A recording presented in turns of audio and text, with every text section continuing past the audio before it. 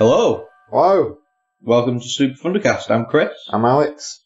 And today we are going to talk about brawlers, isn't it? Was that how you described them? That's how I would describe them. But it kind of covers. It's a big blanket term because we could be talking from anything like Streets of Rage all the way through to Devil May Cry and that kind of thing. God of War and stuff. Yeah, because we'll definitely be talking about God of War, stuff like that.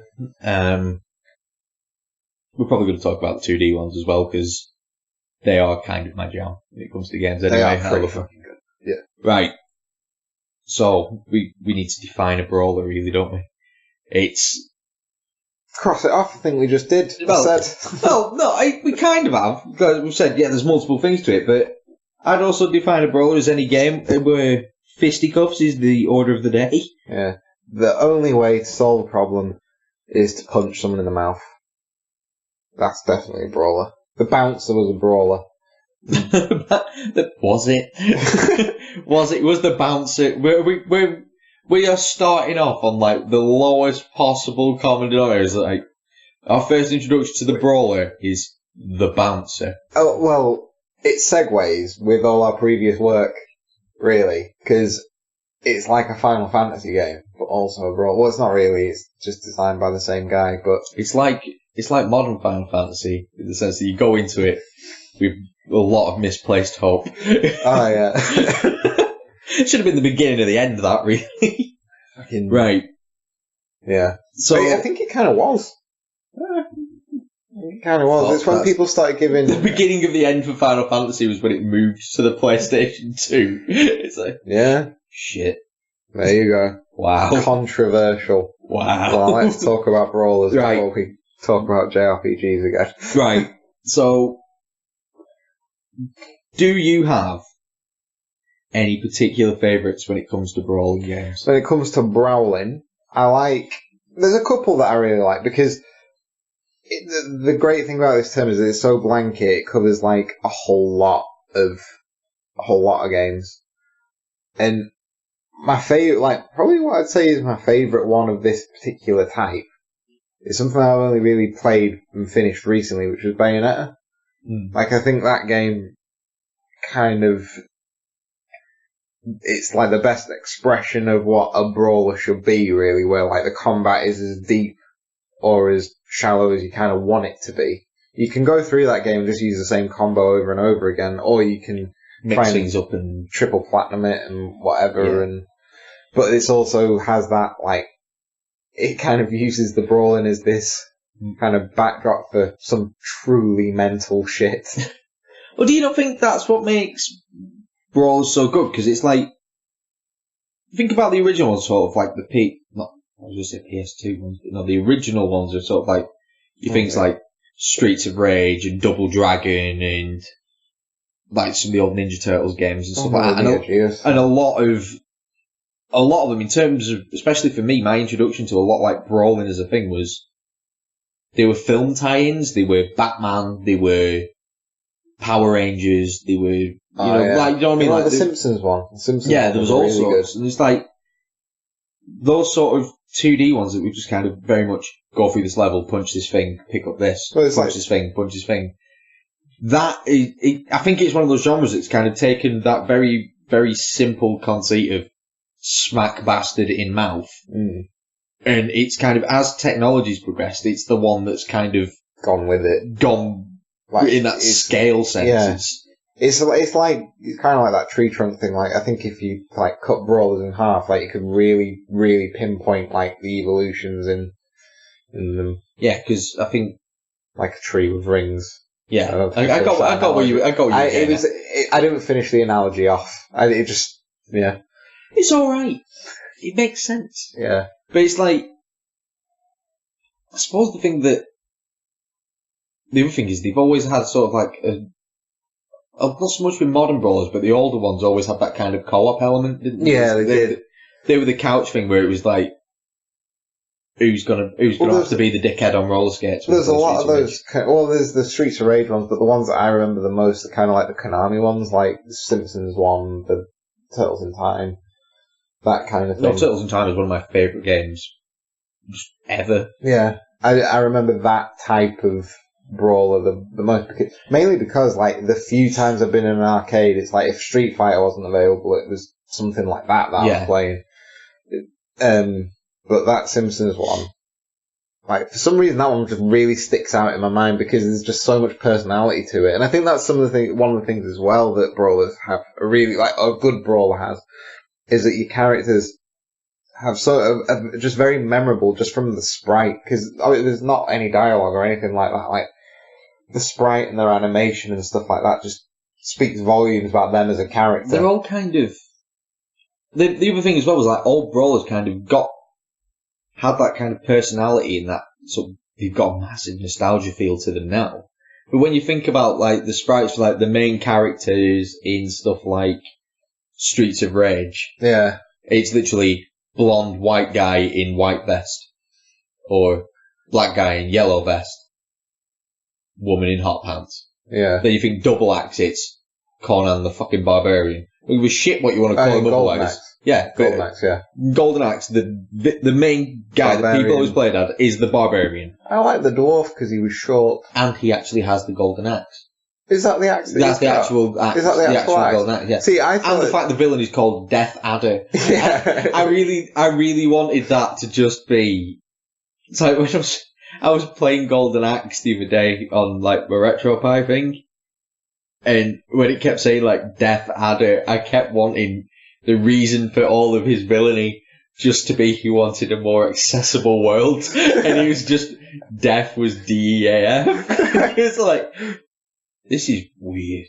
I shouldn't think this, but it's like... I used to draw monsters from Golden Axe in notebooks all the time when I was a kid. That weird snake guys. Fat...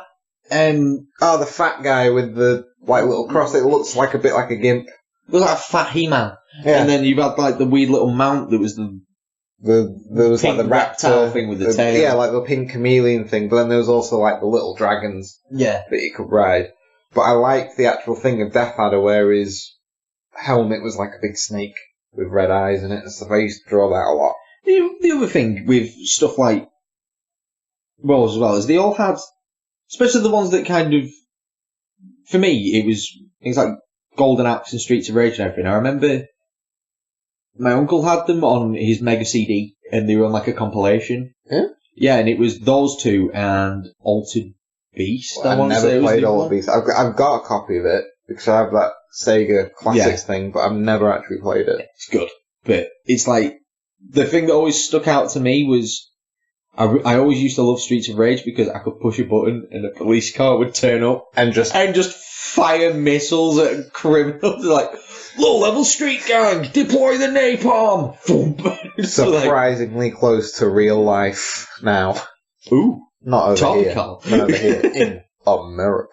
Is it? Right, yeah. But I mean, like I said, I loved the 2D ones. Yeah. But I think if we talk about 3D brawlers, that's the point of, like, that jump from 2D to 3D is where it just completely explodes as a genre, because you very much went down the Devil May Cry, Bayonetta, sort of Platinum-esque way. Platinum, Vanquish, stuff like that. Fucking Vanquish. You went down, I mean, even though Vanquish is shooting focused, it's still a brawl. Very much that same type of game, which is why it's so interesting. I mean, I'm probably not going to talk about it a lot because it is mainly a shooter, but you know what I mean? Like, it falls into that kind of wheelhouse of... Yeah. Well, people have taken to call them, like, character-driven action games. Like, isn't that all action game? Yeah. And it's like... Because you went down that route, and I went very much down the pure-eyed 12-year-old, fuck me, I love me some God of War route. Yeah. It's like... No, but, like, if we want to talk about God of War, it's like... The God of War, like the original ones, I missed the boat on them. I didn't play 1, I didn't play 2. I borrowed your version of 3, I just couldn't get into it. But then, the new one, I mean, that's something else, and we're going to talk about that in a bit, but... it was just, the thing with God of War was that it was more, it didn't have that kind of flashiness. It kind of sacrificed all that flashiness that you have in like the Platinum ones for more of a kind of brutal edge to it. Yeah, it was And I while wanted to say it was more speed, but it's not. It's as opposed to there's sort of more weight in it, I'd say. you got things like Bayonetta and Devil May Cry and stuff that for the brawling side of it, they required your character to at least be up close and actually brawling. Yeah. Whereas God of War was, I've got 2 chains, I'm pretty fucking far away from you. Yeah. I mean, it was that thing where it was more, what's the fastest and most efficient way of mincing a room of people, as opposed to what's the most efficient way, the most stylish way of getting up in front of someone and levering them. Yeah. And I think that's what. Plus, one has, like, especially in the case of Bayonetta, one has giant pube dragons. And, This is true. The Kratos just invents lesbianism. Yeah. Yeah. This is what I mean. It's just, it's weird. But this is the thing. This is what's so good about the modern brawler is when you look at games and you look at the stuff that's like, that makes no sense. That's stupid. It's like, that's the whole point of a brawler. They're meant to be mad as rat shit. Oh, yeah, like, they're all meant to be, like, there's no rhyme, no reason, no logic, and the plots very rarely make sense. Oh, yeah. In any, I mean, especially in the sort of, like you're saying, like the platinum sort of Japanese sort of style. No sense. But, right, have you finished Bayonetta 2 yet? I've not finished 2. I finished 1. I've got through Bayonetta 1 and I've got through Bayonetta 2 and I still can't figure out what happened. She had a haircut. It explains it all, but I'm still pretty much certain that the only reason she's fighting people is, 1, to get away from the Joe Pesci impersonator, and 2, because some form of angel or demon ripped her dress. So I was like, right, you know what, I'm going to put my pubes on, I'm going to kick your head in. Yeah. It was, do you remember? I don't know why she does that. No, it's literally like, I remember when the first Bayonetta game came out, and we were working at games, and we played it, and people were getting... I remember the walk, just her walk, and how that used to set us off with bits of laughter, that animation. It was absolutely everything to do with that game. It was just, the funniest thing about Bayonetta was when it got announced, and they showed it off at like an E3 sort of thing, and we were round at my house, and they revealed Bayonetta, and I can't remember whether it was you or Rick, but one of you just sat back and went, well, that'll prove that people were pretty much wanked out. And it was just like... and all I've ever thought since, every time something happens on Bayonetta is, someone's probably done themselves irreparable harm to this. It's like... Every time they get into a fight, at the end of it, it's just like, I am red raw now. It's just... Guy playing Bayonetta comes out the other end of it with an arm like Quagmire. It's just like... But you know it's true. Like, that's also, greatest Bayonetta moment ever doesn't even involve the game. It was that thing at Evo where that guy walked in dressed as it. Yeah. Yeah. Oh, that was so good. But again, that attests to the length and breadth that brawlers can reach. Yeah. Because they tie into because like you can use a lot of the sort of fighting game mentality. Yeah. In a brawl, especially in stuff like God of War or Yakuza. Actually, really much more in Yakuza, because you've got that kind of combo in blocks and counters and stuff that you don't necessarily get in. It's more like a traditional brawler than... Yeah. Well, you get it in all walks. I mean, in like Bayonetta and everything, the whole kind of way of building your combo up and getting the best ranking, it's all, like, if you want to really, really get into it, it's almost like pulling off long combos in Street Fighter. It's like frame counting and knowing when to cancel and knowing when to dodge and so, which is all very much in the wheelhouse of fighting games. So, but in Yakuza, I can definitely see it. I mean, that plays out more like Yakuza goes down the more, like I said, more traditional route, because you're never fighting anything that are beyond a group of people. You know what I mean? So it retains that kind of closeness to what a brawler was. Yeah, and the environments are very kind of samey, aren't they? You don't really... and it's it's not so much like, I don't know, something like Bayonetta or Devil May Cry, where 1 minute you're fighting sort of a pretty intense one-on-one fight with someone to now fight a dragon the size of a building, you know what I mean? It's kind of, that's where, I think that's where brawlers have gone off on a different tangent, split into subsets, because you've got that one where now I look at a game that's sort of like a big brawler is going, this is going to have some fucking mental boss fights in it. And that they tend to be, in brawling games, tend to be where all my sort of favourite bosses in games tend to lie. Cause they're very much, I agree, definitely. Some of those ones in Bayonetta are just insane. Yeah, well, it's like, some of the bosses in Bayonetta are mad. Like, I love the, I can't remember the name of it, but it's, the one that's like a big floating dragon. Oh, with two heads and all the other stuff, and you sort of fight it through different parts of town. Yeah. I remember the first time I saw that, and I just loved the design of it. But, I mean, that's another thing, because of the way brawlers work, and you've only got kind of a finite number of things on screen at once, and the arenas are always very much controlled. They really know how to design a creature and get the most out of its sculpt and that kind of stuff. Well, they also have to be distinct, so you, like, every type of creature has to be, or every type of opponent almost has to be distinct, because each one of them's got different quirks to the fastest way to beat it. Yeah. So they all have to, I think that's the thing that really stands out about stuff like Bayonetta and Devil May Cry and stuff, is the enemies all have to be so well thought out and designed in terms of, not in terms of what they necessarily do, but their look. So you can just be watching the screen and work out that one's going to do this sort of stuff, which means I need to be prepared for it. But at the same time, I know that these sort of little basic scrub level enemies are going to be, it's going to be better to maybe clean them out first or use them to combo from one big thing into another. And it's, well, I think that's another really interesting thing about them, and it's something that kind of has spilled over into like Dark Souls, and I think Dark Souls owes a lot to this type of thing, where it's encounter design. Like, if you notice in Bayonetta and kind of a lot of the other ones, they start you off with the basic enemy, then you get introduced to the second kind of enemy, then you get a mixture of the two, then they'll introduce you to a third, and then they'll mix up that combination.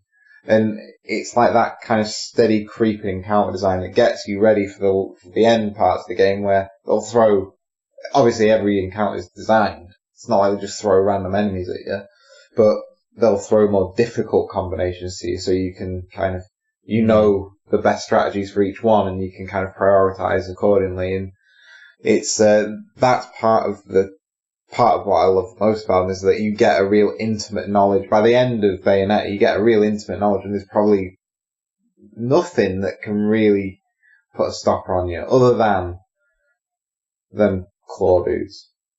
Really, I was going to say if someone like just threw a shitload of meat on it, just melts away. Shit. It's like, that'd be like a shaved cat. It'd be awful. Oh, but that thing about, like you're saying, like the intimate knowledge of stuff, I don't think any sort of brawler game's really done that for me as well as the most recent God of War has. Yeah. Like, by the end of that, where you've got different weapons, different arrow types, and you've got, like, what certain enemies are going to respond to, what certain ones aren't, and you've found the right sort of different abilities equipped to each weapon and stuff, it becomes so almost, like, fluid. Yeah. But it also makes you a bit cocky at times as well. Like, I've had things on that where I've walked around a corner and there's been, like, two dudes that I know I can very easily take with the axe. Yeah. But I know that they also take a lot of damage from getting punched in the mouth. So I've just planted it. I've literally done it where I've walked around a corner, seen these two guys running towards me, and planted the axe in the floor. Right. Walked over. It's just like, well, that new stand back, boy. I'm going to punch his fucking nut in. That new God of War is like a real kind of war. Because, like I said, I don't really like God of War, but this new one is really fucking good. It's a reinvention as well. It's like a subset of a brawler game going off and doing like a reinvention of itself. And getting damn near everything right, and it was just kind of pretty much. It does everything that a good brawler should have, which is like a believable, a cohesive world where doing all this mad shit seems like it could actually happen. I do frequently freeze things in place with well thrown axes.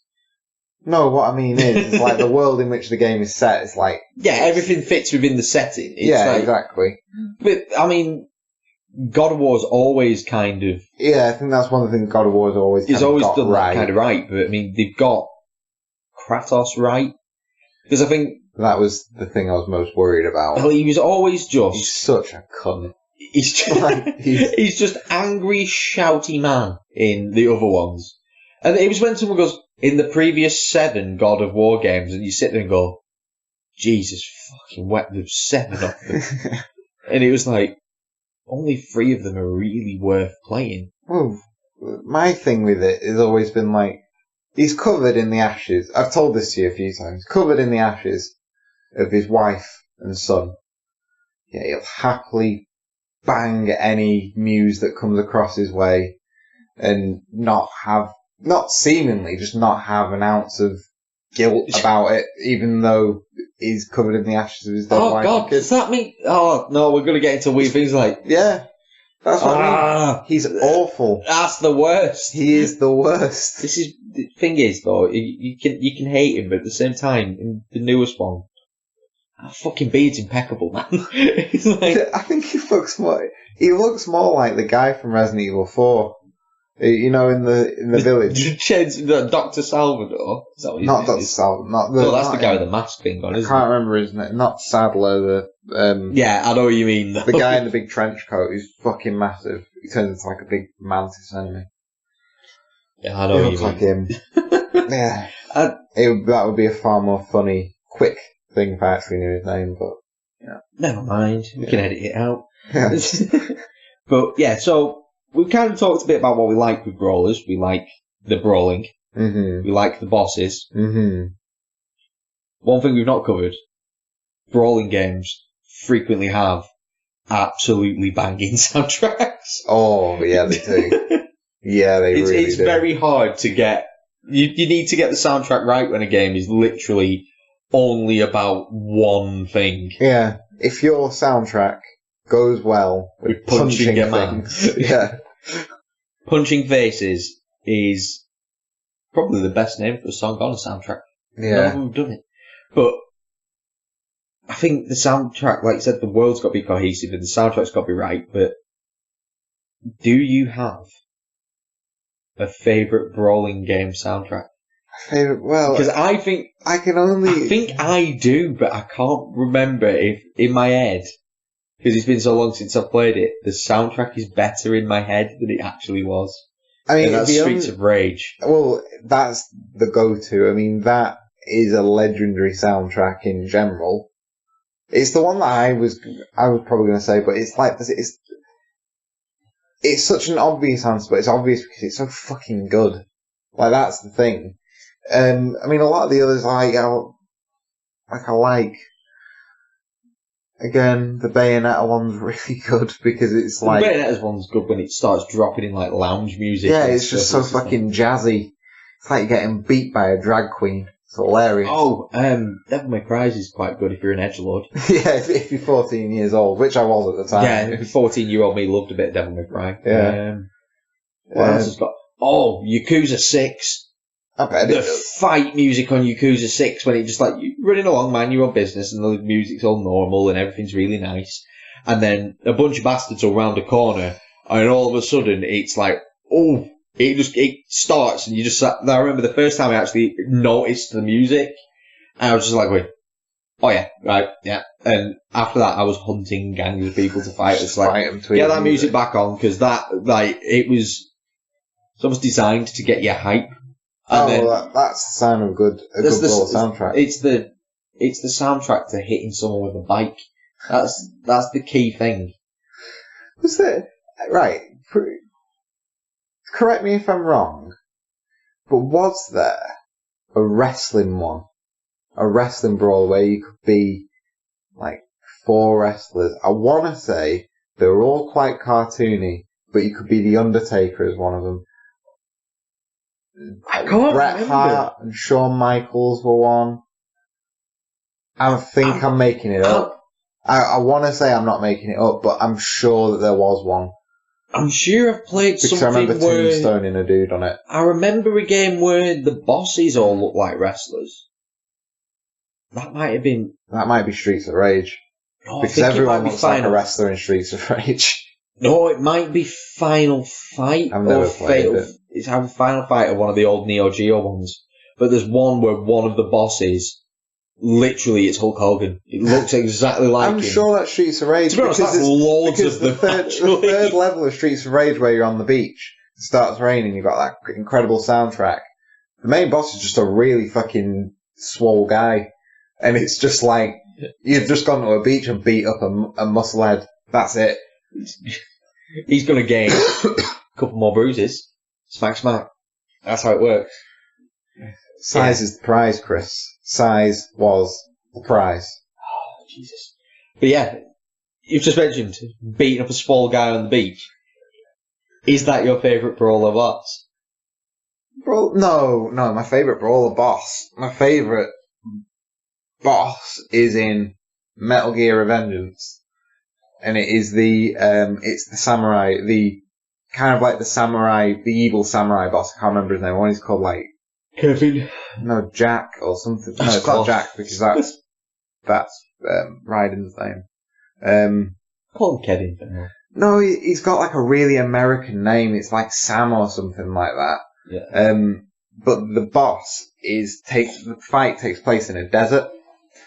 And it's like a proper kind of like Western standoff, and you're both there with your swords, and the entire idea is like, it's kind of the most unbrawlerly fight, because it is literally about you've got to be split second timing and kind of hit him before he hits you, or block, or... I think it's parry. I can't remember it, but it took me fucking ages to do it, but it was the most rewarding fight, because it's like that bit in Metal Gear 4, where Raiden and Vamp are fighting, but you're actually doing it. It's like, fucking yeah, that's a game that you need to play if you've not played it. Like, that is one of Platinum's best. See, now you've mentioned it, it's like... Or the big monkey in God Hand. Monkey in God Hand, who's sat at a bus stop with a cigar, and you just fight him, because why not fight a monkey with a cigar? That's true. No, I remember playing God Hand and being a bit like, this is weird. It's really hard. It's really hard, it's weird, but it's also fucking brilliant. It's hilarious, is what it is. No, I think I forgot about the monkey. It's just at the bus stop. You've muddied the waters now. I was going to say, my favourite boss is either... I like... I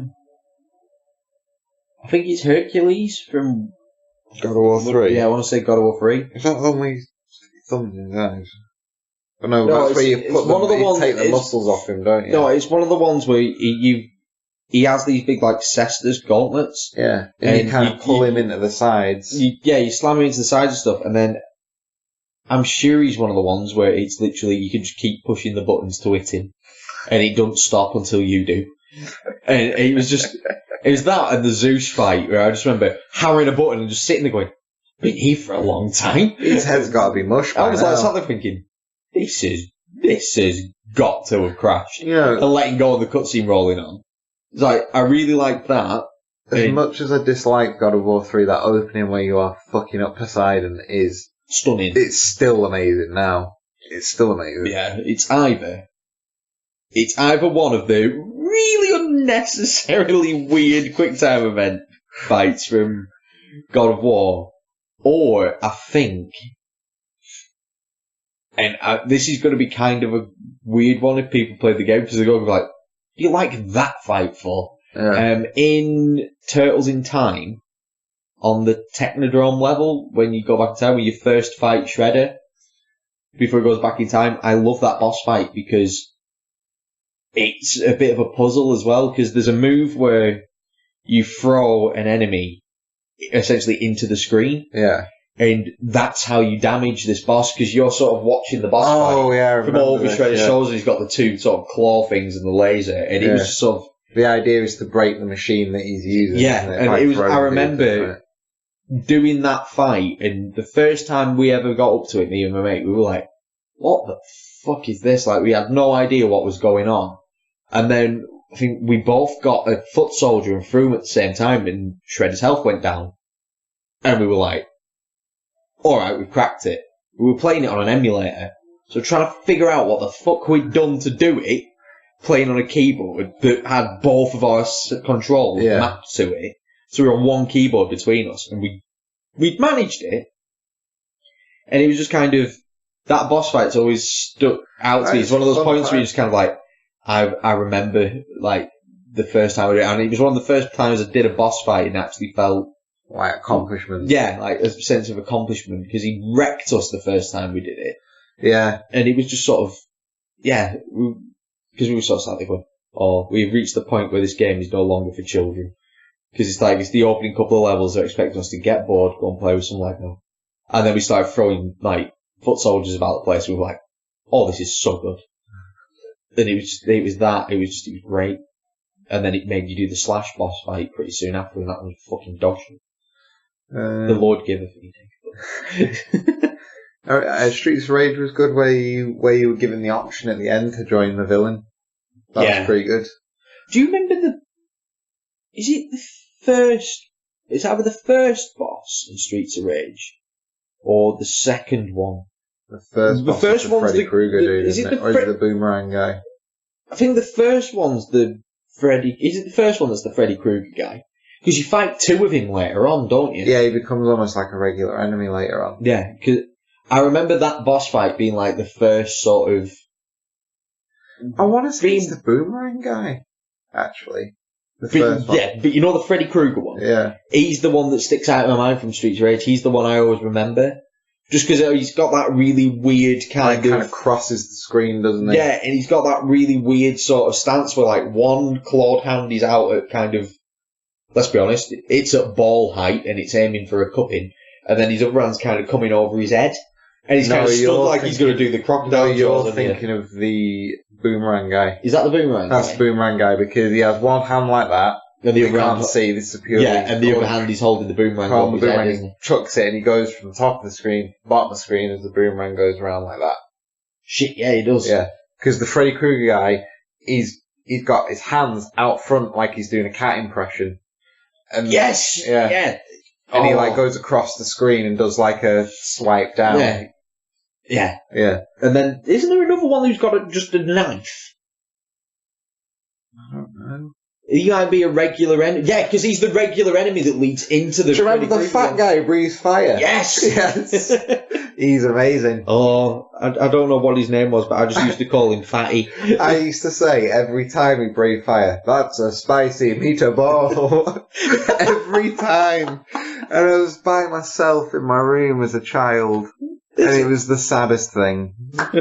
The saddest. Right. So what is it that you hate about brawlers then? Because all games have got good and bad points. Yeah, we've gone over this before, so it's like, what is it about a brawler that, prop pisses you off? Jedi power battles. Everything. Is that just what do you hate? Isn't just like, it's this particular mechanic. It's just literally everything I hate is just Jedi power battles. Actually, that's a really good point. I am it sounds weird. I'm not that big a fan of a brawler that's, like, got that kind of grinding skill tree element to it. I prefer it where it's a case of, you've got everything at your disposal at the beginning of the game, and the whole point is you're figuring out how to use those tools in different ways to get around stuff. I would much rather that than you can't get any further in the game, really, because you've not got the most effective build to your character. Yeah. So I should be able to double jump already. You can't teach somebody that. You can't just suddenly go to a shop and go, can you teach me how to jump on thin air? It's like... See, I don't mind the whole, like, buying an ability thing. Like, not necessarily an ability, but buying, like, a combo. Yeah. Or something like that. I don't mind that. What I do mind is, like you say, when it's like the Lord of the Rings one, you know, the Two Towers game that they brought out. Yeah. Like, that had Great it. game. Really? I fucking loved that game. That was... See, that was going to tie into one of the things I really dislike about Brawlers, but, like, where that had a skill tree thing, I really couldn't fucking... Yeah, you had, like, two sides to it. But I remember that game was really good fun as a co-op thing. Because I once played some of it through with my granddad. I got a PlayStation for Christmas. And me and my granddad played through some of that game. And he was just, the entire time he was sat there in absolute old man mode. Just like, I don't bloody understand this thing. I don't get what it is. And then, because it was a DualShock, it vibrated. You ever seen a grown man scream like a girl and throw a control pad through the air? Yeah. It's so funny. And he was just like, diving after me control pad on Christmas morning, like, Jesus, no! It's just... the one thing I dislike is when you've got moves where there's no kind of feedback to it. Like, it happened a lot. If I remember rightly, it happens a lot in that Two Towers game. Because there's kind of like a parry button. Yes. And there's no weight behind anything that happens when you use it. It's not so much a parry, it's just you hold it down, it's like a block. And it just... if I remember right, No, it's like they're moving their sword, but nothing's fucking happening, and it's like, well, what are you doing that for? You're not attacking anything. I don't know what that is. Oh, yeah, it's like it's because if you just hold it down... arrows, isn't it? If you hold it down if you hold it down when someone's attacking you, the animation's supposed to look like they're swinging at you and you're just counter-blocking it all. Yeah. But if you're blocking an arrow being thrown from a distance, it just looks like Gimli's just waving his axe about like, no, don't hit me. Yeah, I don't like that. And that's something that happens mainly in newer ones. I actually, thinking about it, that's something I don't like in Brawlers. If you're going to be able to block, I don't think you should be able to block all the time. Oh, what, you think like it should be a gauge kind of thing? Like, well, no, it should just be a case of if you block a hit, you've then got to block again, because nobody in any fight has ever just literally gone, please don't hit me, and like, arms up the head kind of thing. It's just... I mean, it's one of the reasons why I think the Platinum ones and especially God Hand was really good at this. It was more about dodging. It was more about figuring out where an attack's coming from and dodging it, and it was more about your awareness of your surroundings, rather than, can I hold this button down, wait out this attack, and just wait for an opening. Yeah, it becomes less of a... it makes it feel less turn-based. Because it's essentially the same equivalent of going, right, you've had a go at trying to hit me, now I'm going to have a go at hitting you, and now you're going to try and have a go at hitting me again, and it's just like, no. Yeah, I agree with that. I just like that. I also... Do you know what else I dislike? What? Really shittily spaced out checkpoints. Yeah. Like, you get some, like, brawl games where, especially now because everything's sort of auto-saves. Yeah. Where you'll get auto-saves in really odd places. Oh yeah, and it's always like before a cutscene, and you have to watch the fucking cutscene before going back to the bit that you died on. I hate that. Or if it's like, you've dropped you into the beginning of a boss fight, and it's, like, you've had your cutscene leading into the boss fight. Fine. Yeah. And then you've got that weird little bit where it kind of shows you the arena on a little flyover. Yeah. And you've got the guy, like, walking up and mouthing off, and then he's like, yeah, I'm going to fight you. It's like, right. And then it starts, and you're literally 40 feet from the guy, and you're like, there's a really annoying run up to you now. And every brawler does it. It's like, right, there's a really annoying run up to this boss. Yeah. And I'm just kind of like, there should be a move, like on Yakuza, where I'm running at you, and I should just be allowed to just fucking drop kick you. And Yakuza does it. There's a bit in the new one where there's so many, like, people on screen about to fight you. Yeah. And you get a bit of a run at them, because it's meant to be you and, like, 3 other guys are going, fuck it, let's have them. And if you aim it in the right place and you get this drop kick right, you can halve the amount of people you are fighting. It's like something out of Dragon Ball. It's just like this one shot just levels everything, and then you go, right. If you get it right and instead of the drop kick, you do the flying kick where you land on your feet. You have the right skills, do what I did, which was kick a guy off his feet, grab his ankle, and then start swinging him like a bat. Yes. And it was just like, it was things like that on that game. I was still going, this is amazing. But then I got blown up by like a barrel that went off next to me. And the checkpoint put me back, like you said, on the other side of the cutscene, away from all the run and the preamble. So I had to go through the entire cutscene again. And then the preamble where it introduced everybody. And running again. And it was just sort of like, fuck's sake. So like the cutscene's about 10 minutes long. Yeah, I'm like, when they've said, oh, we're going to remake Yakuza 3, like, can you downsize some of them cutscenes? I love them cutscenes. No, but Yakuza 3 did that thing where, you said it before, like when games sort of go, like developers go, ooh, got some new technology to play with. What can we do to make games better? And for some reason, Sega and Yakuza 3 went, make it so there's less game to play and more to watch. And it was like, it was what Japan did around the time, like Metal Gear 4 and Yakuza 3 and stuff. They just kind of went, let's put more into the cutscenes. And then you just sort of sat going, I just want to hit people with a squid. And it's just, come on. Could. And you did. You did it a lot. But and you did it in Okinawa as well. It was amazing. I need to start. Well, I want to finish God of War first. This is the thing. Like currently, I have said throughout this year that my game of the year is more than likely going to be Dragon Quest XI. Yeah, more than likely. But we are in what, May now? So like January, February, March. We are 5 months into the year, and my game of the year is a brawler. Normally, I wouldn't think that. It's weird. Actually, saying that, my game of the year last year was Yakuza 0, which is a brawler. Fuck.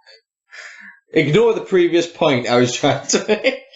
No, but it does say something about how good that game is, though, where anything that comes out afterwards, including Dragon Quest, is going to have to really do something special.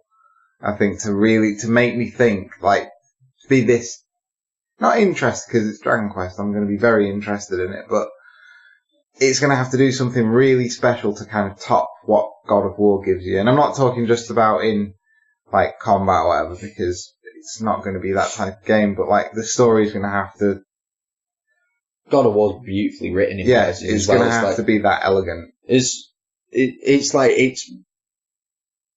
This is going to sound like I've got my wank hat firmly on, but because I've had to, like, study writing and script writing and stuff, it's like I was picking up on things, like, throughout it, like going, I wonder if that's a plot point later on, or going, that's a really obvious plot point, but I'm wondering how they use it. Yeah. And stuff. And then the ways they would, like, tying things together, I was just like, people who've written this really fucking know the way around a story. Oh, yeah. Like, even, like, one of the things people complained about is the fact that you can go off and do other things and it's not as linear. I was like, why have they complained about that? I don't know. It's like, I mean, granted, it kind of takes it kind of takes it away from the story arc a bit, but yeah. But it's still a father-son road trip on a road paved in bones. You know what I mean? Yeah. It's just kind of, it's really fucking good. I mean, I can't to elaborate on it. You give quite a lot of away. I think. Oh God, yeah. And I mean, you've barely scratched the surface of that game, because there's kind of like...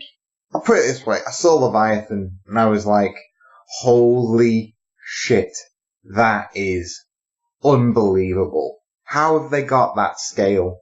How have they figured that scale out? Like, from a visual standpoint as well. I mean, it's not just like Kratos is really small and Leviathan is really big. It's, you figure out, you've always been looking at him. He's always been there. You just didn't know it was fucking him. It's like, that's how big he is. And it's just unbelievable. The imagination that's gone into designing that world. And that's another thing that in Brawlers is really good, is when they have a world that kind of makes you like kind of, you get excited about how the world is designed and how the world's put together and everything. And it's like, the thing with like the newest God of War as well is the really big stuff it shows you. So when you've got things like the dragons and you've got things like the world-worm and stuff, because of playing the previous God of War games, I look at, like, when the World Serpent first turns up, I'm sat there going, at some point, I imagine I'm going to kill that. Yeah. And it's like... I don't want to, because he's fucking amazing. Yeah, he's awesome. And there's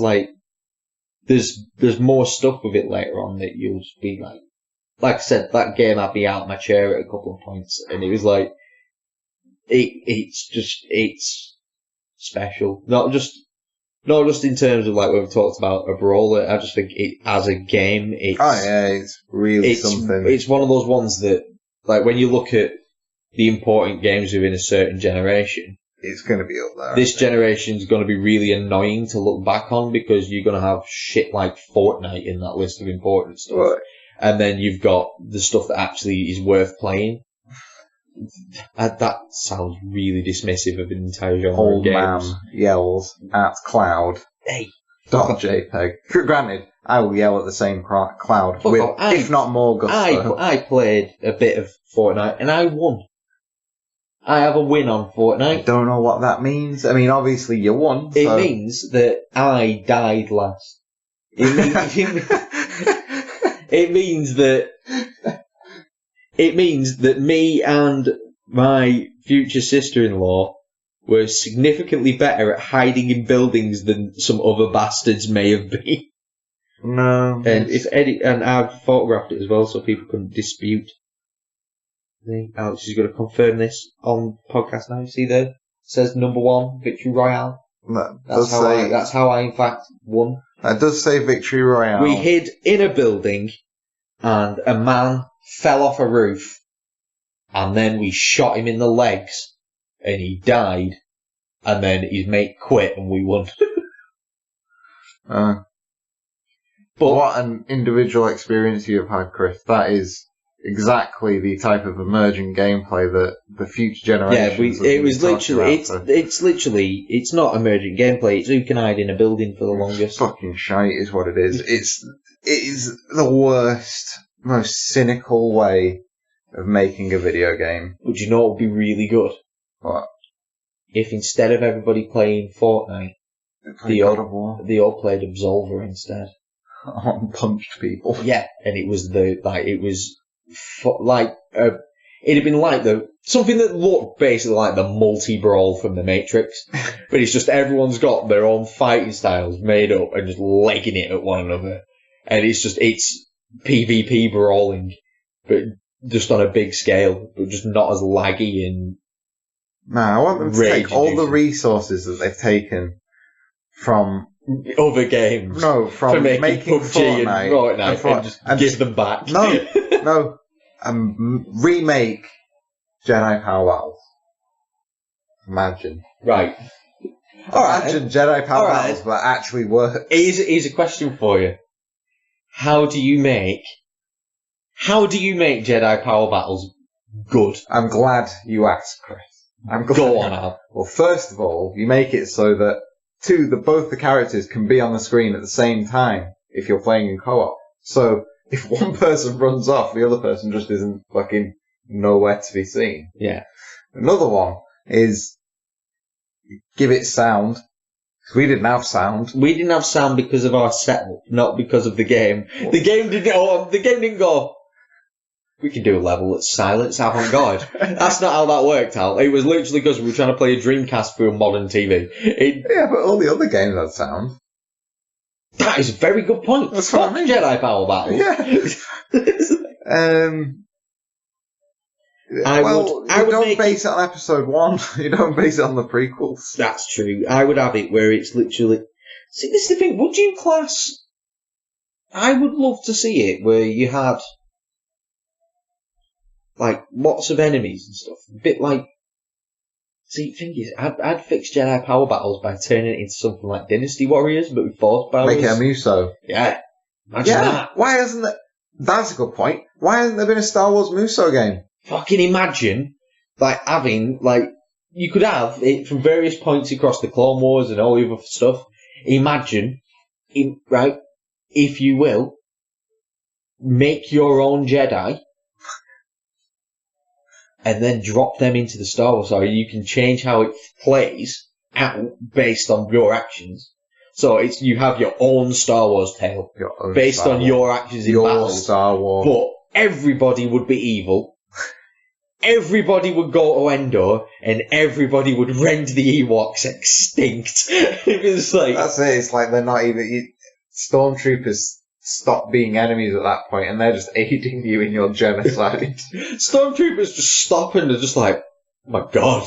Like, Commander, he's gone mental. It's just, like, just screaming at the Stormtroopers you're cutting through. If you're not part of the solution, you're part of the problem. Cutting about this. But that could actually be really, really good. No, I'd love to see a Star Wars Muso game. But now we're talking about Muso games. Which are also kind of brawler. Well, yeah.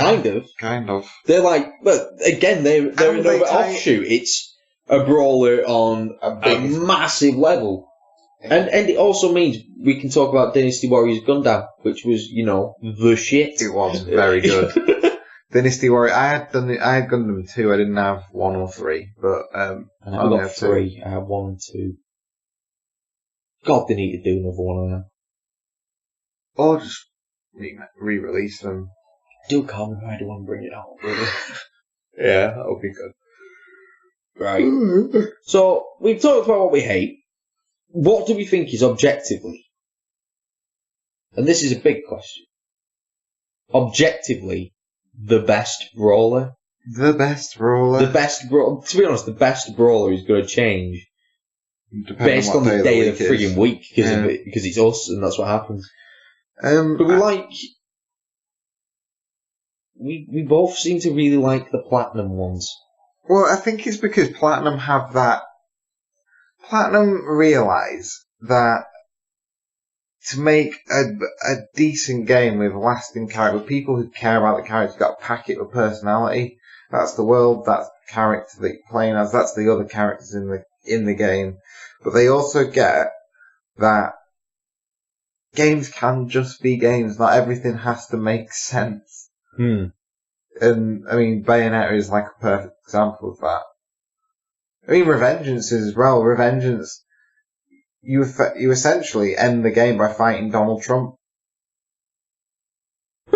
I'm not joking. You fight the last boss of the game is the president, who is like this overly xenophobic, like kind of caricature of capitalism. It's really weird. It is. All we need is a cyborg. And we've kind of got Metal Gear Revengeance happening in real world. It'd be great. Well, it wouldn't be great. A lot of people would die, but it'd be nuts. Yeah, it'd be nuts. But that's what I mean. It's like they get that kind of ridiculousness. Yeah, because you don't. When you play a brawler, you're not playing it for fucking to be serious and all grimdark and sight. You're playing it to. You basically. You're playing them because you want to just... It's a bit like Candy Floss. Yeah, essentially. You're gaming Candy Floss. You don't really need to... Fuck that. There's a box. Never mind.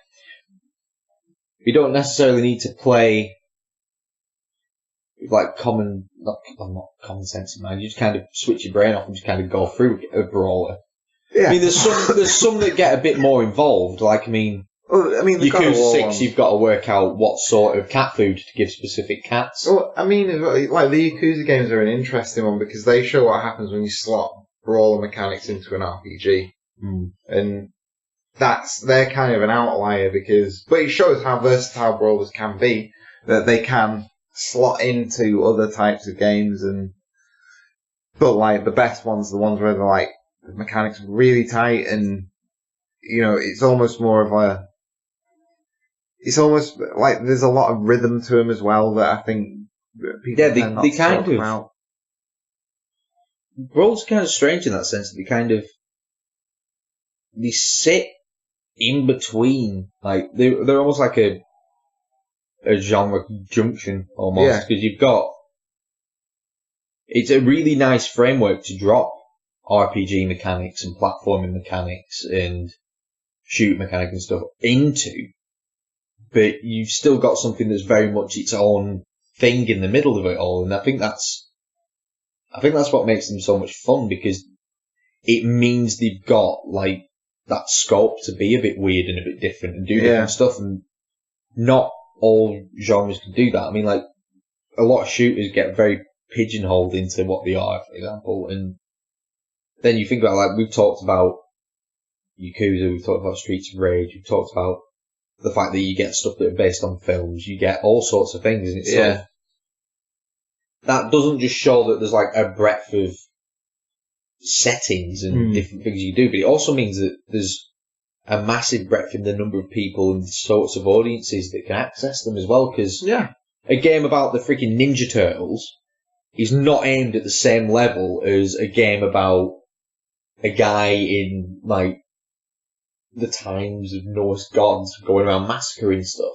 Yeah. And it's kind of, they're opposite ends of that spectrum of what that audience would be, but they're all kind of having a similar experience, which is a really nice way of looking at them as a set of games, because it's something that you sort of, it's like if you've got a kid and you're thinking about getting them into games, put them on something where they can quite innocently kick the shit out of something and then gradually build them up to pube dragons. Yeah. I think that's the point we're trying to make, isn't it? I think, well, my thing is, Turtles in Time. Start at pube dragons and see where it goes from there. See what weird and wonderful crimes they get arrested for.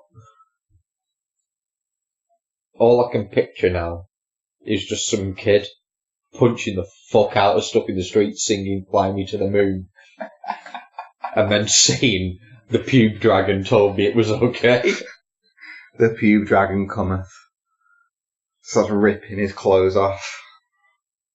Nude as the day was born. I'll tell you what we need for the end of this. We need the song Puff the Magic Dragon. And we need to do some very careful editing. Say the word pube. Pube. Right. Rick, when you edit this, where Al said pube, drop that in over the word puff, so we can have the song at the end as Pube the Magic Dragon. Pube the Magic Dragon. Live by the sea.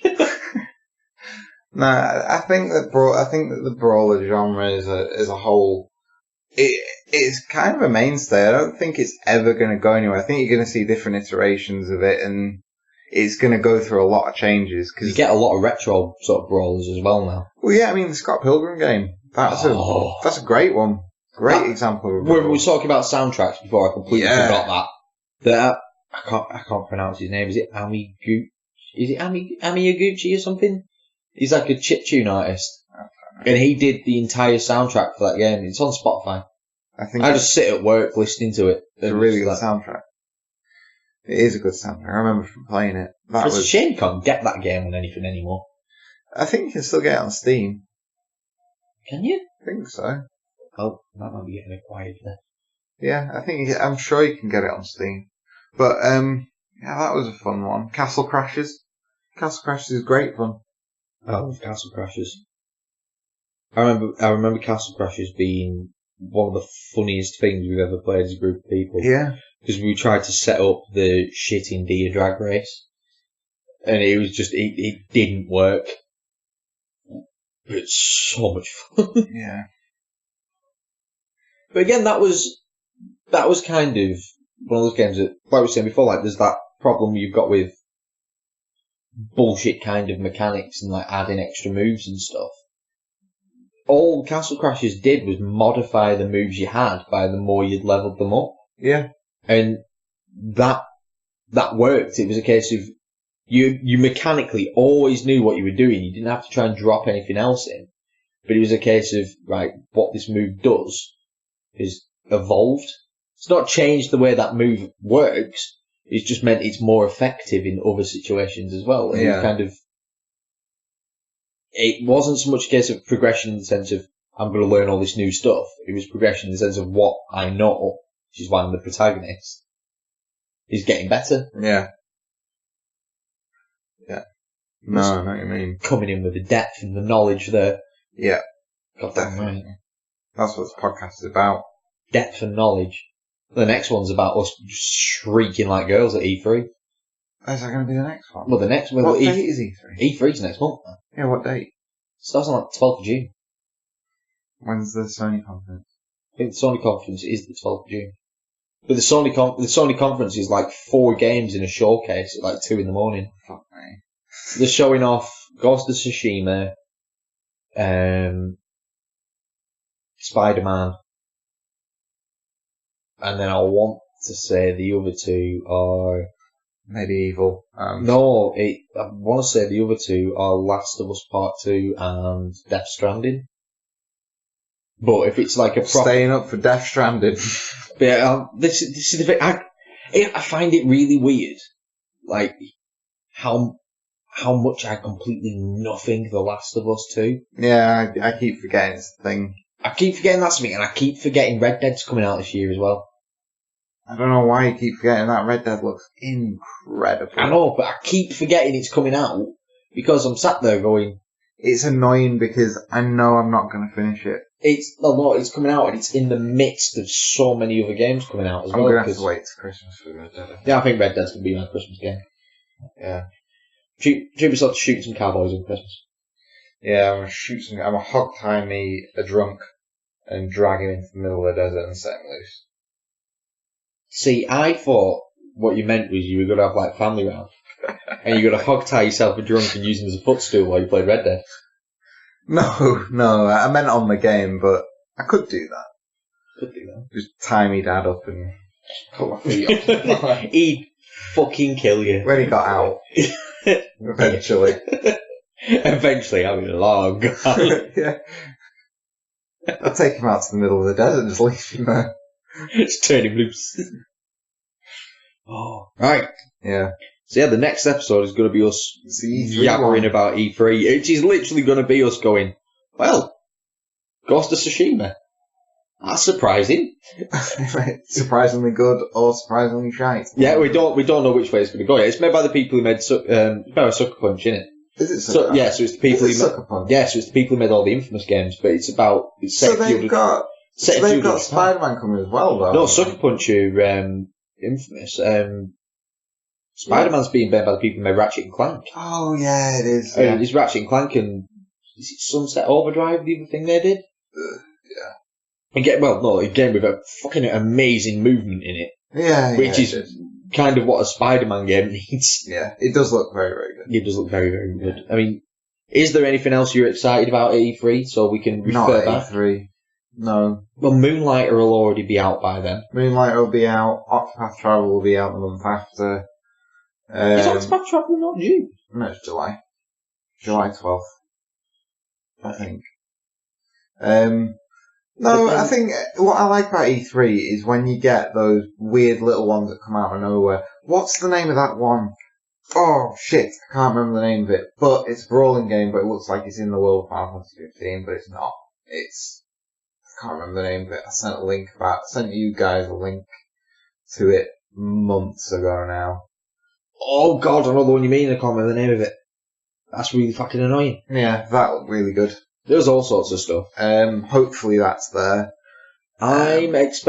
Big things. I'm pretty sure we're getting Doom 2. There's a rumour we're getting Rage 2 as well. Yeah, well, it's been leaked by Walmart. So Rage 2 would be really good. If they improve on where Rage got a bit boring. Because Rage looked amazing, felt amazing to play, but it's really big bits, but nothing happened. And just short as well, very short. A game that had all that potential was that short, was just like a kick in the dick. Yeah. But John Goodman. Yeah. Big fan John Goodman. Spent the entire game going, that's not John Goodman. That's John Goodman. Shoot, that's John Goodman. Where's Roseanne? John.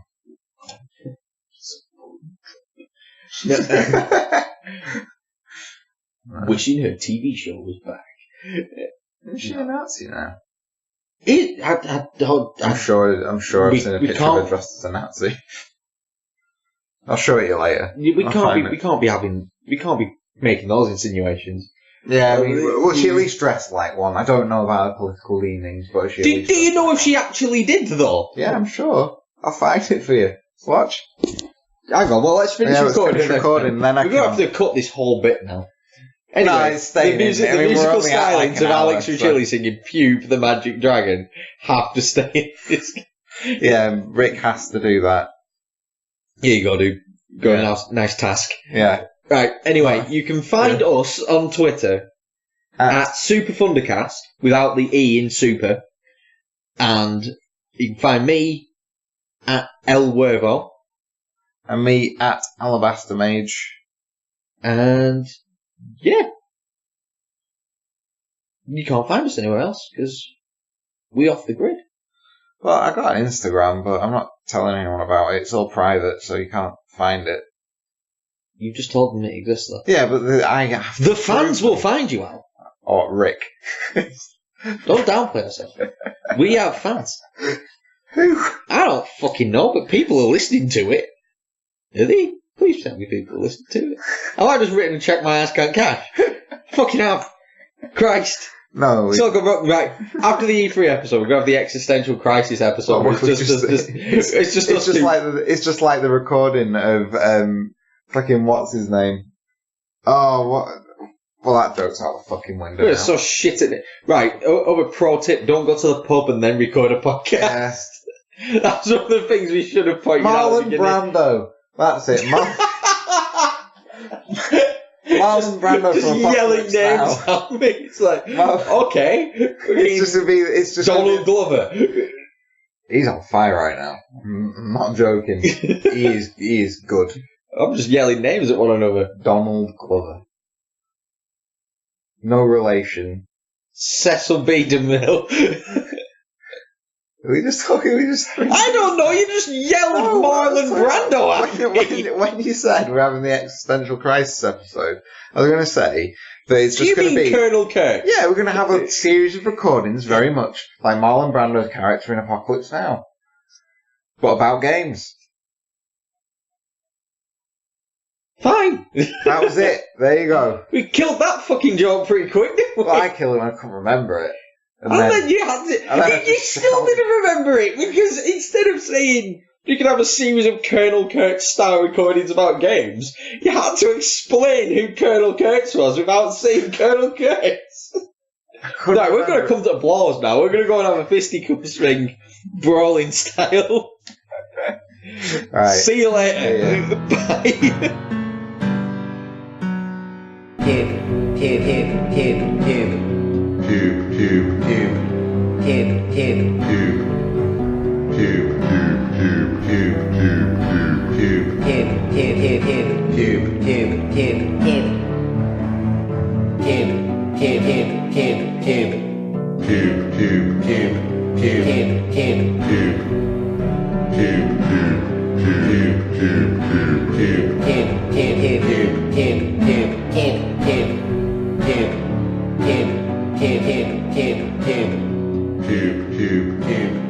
Pube.